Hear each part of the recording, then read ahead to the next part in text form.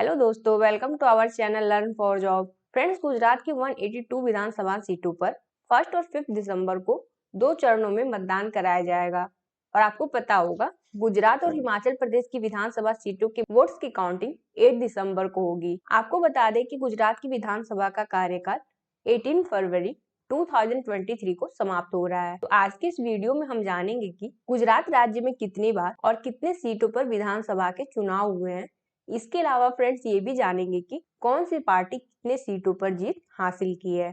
तो friends, video start करने से पहले आपको मैं बता दूं, मेरी वीडियोस जुड़ी अपडेट्स के लिए आप मेरे सोशल मीडिया हैंडल्स को ज्वाइन एंड फॉलो कर सकते हैं। तो सबसे पहले मैं आपको बता दूं कि गुजरात राज्य की स्थापना कब और कैसे हुई थी। तो दोस्तों, 1956 के बाद से ही संयुक्त महाराष्ट्र आंदोलन ने बॉम्बे के साथ एक अलग मराठी भाषी राज्य की राजधानी के रूप में मांग की थी। और इसके साथ ही महागुजरात आंदोलन ने बम्बई राज्य में गुजराती भाषी लोगों के लिए गुजरात राज्य के लिए दबाव डाला था। तो इस प्रकार दोनों भाषाई समूहों की मांग पर संसद ने बॉम्बे पुनर्गठन अधिनियम 1960 पारित किया, जिसमें यह प्रावधान था कि 1 मई 1960 को राज्य को 2 भागों में विभाजित किया जाएगा, जिसमें उत्तर में गुजरात और दक्षिण में महाराष्ट्र राज्य की स्थापना की गई। और इस प्रकार से बॉम्बे विधानसभा का अस्तित्व तब समाप्त हो गया जब 1960 में महाराष्ट्र और गुजरात की विधानसभा का गठन किया गया था। तो फ्रेंड्स, दूसरा गुजरात विधानसभा चुनाव 1962 में हुआ। आप यहाँ ध्यान दीजिएगा, बॉम्बे राज्य की विभाजन के बाद दोनों राज्यों यानी कि गुजरात और महाराष्ट्र के गठन के बाद ये पहला चुनाव था। तो दूसरा गुजरात विधानसभा चुनाव में आप यहाँ देखिए, भारतीय राष्ट्रीय कांग्रेस ने इस चुनाव में 154 सीटों में से 113 सीटें जीती थी। वहीं स्वतंत्र पार्टी ने 26 और प्रजा सोशलिस्ट पार्टी ने 7 सीटों पर जीत हासिल की थी।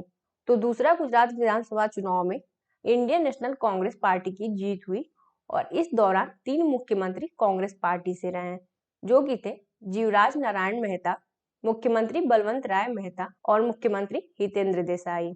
दोस्तों, आपको यहाँ जानकारी के लिए बता दूं कि यहाँ मैं चीफ मिनिस्टर्स के टाइमलाइन को नहीं बता रही हूँ, क्योंकि ये वीडियो ऑलरेडी आपके चैनल पर है। तो अगर आप सीएम्स के बारे में और गुजरात राज्य के बारे में सभी जानकारी चाहते हैं तो इन दोनों वीडियो को आप यहाँ आई बटन या डिस्क्रिप्शन बॉक्स पे लिंक पे क्लिक करके देख सकते हैं। नेक्स्ट दोस्तों, तीसरा गुजरात विधानसभा चुनाव 1967 में हुआ था और गुजरात गठन के बाद यह दूसरा चुनाव था।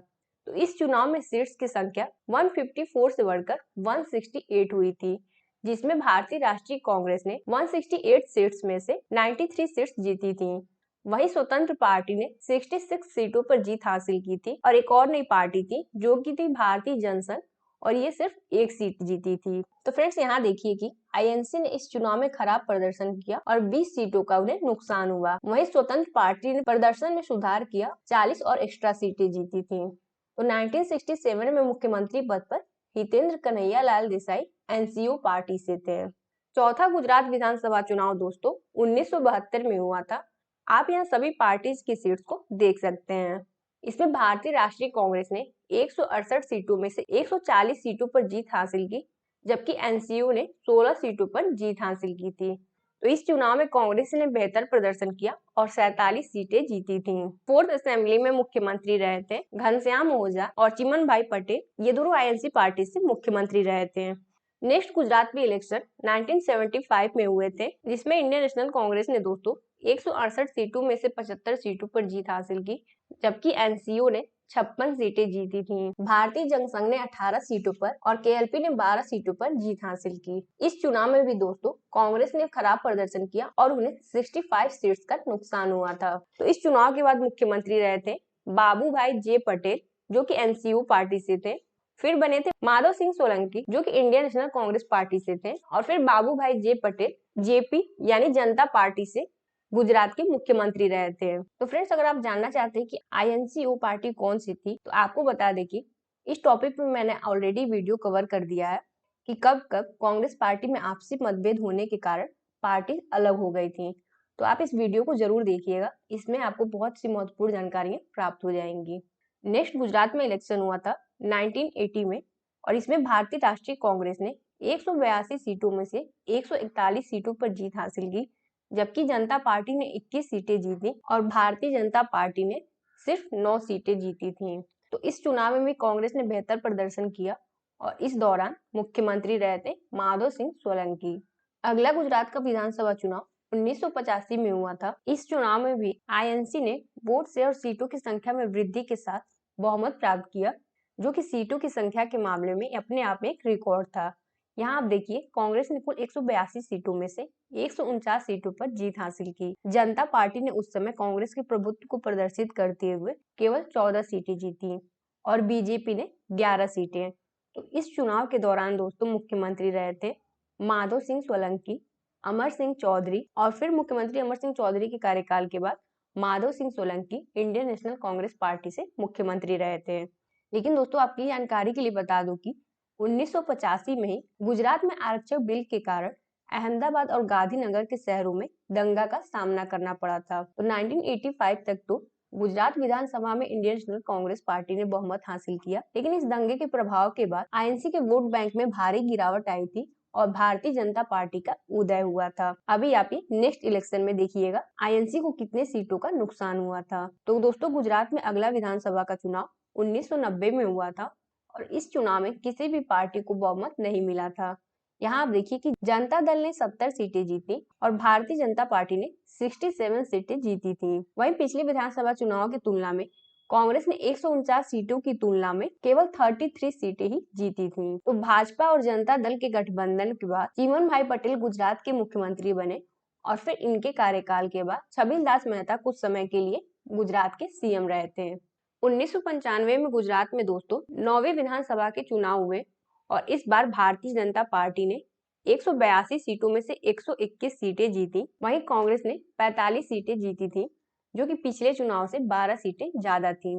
तो इस चुनाव के दौरान जो मुख्यमंत्री रहे उनके मैं नाम आपको बता देती हूँ। तो केशुभाई पटेल और सुरेश मेहता भारतीय जनता पार्टी से मुख्यमंत्री रहे थे और शंकर सिंह वाघेला और दिलीप पारेख आरजेपी यानी राष्ट्रीय जनता पार्टी से मुख्यमंत्री थे। यहाँ आपकी जानकारी के लिए बता दूं कि राष्ट्रीय जनता पार्टी गुजरात की एक पॉलिटिकल पार्टी थी जो कि बीजेपी के ग्रुप से अलग थी और इस ग्रुप का नेतृत्व शंकर सिंह वाघेला और दिलीप पारेख कर रहे थे।